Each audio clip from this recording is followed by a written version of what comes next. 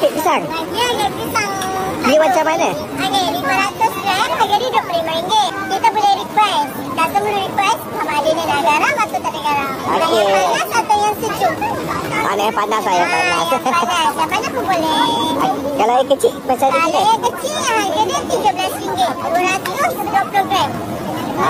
Okey, mungkin yang besar yang panas. Boleh. Dia kira pisang tanduk? Ya, Okey. pisang tanduk extra kali. Okey.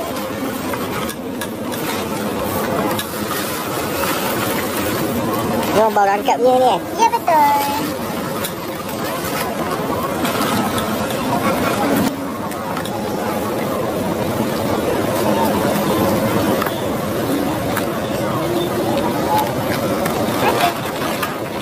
Ke sini yang besar? Ya, ini yang besar. RM25? 25.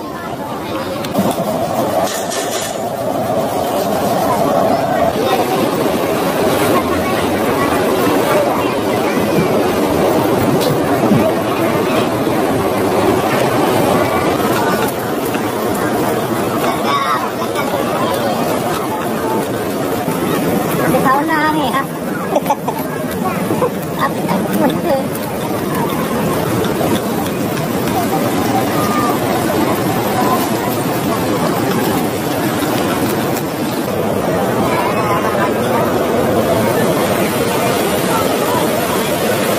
Garam ni? Kita blender.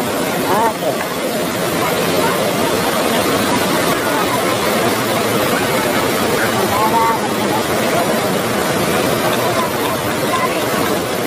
Bawang putih.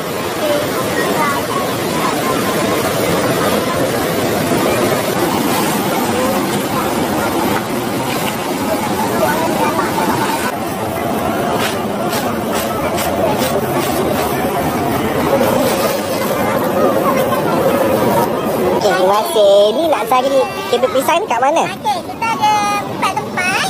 Hari Rabu malam kita ada dekat Bandar Sialam. Di Jumaat kita ada dekat Taman Saintek Pasir Huda. Hari ni dekat Dataran 5. Hari Ahad kita dekat Bandar Baru Huda. Okey, baik. Terima kasih. Assalamualaikum. Dadah.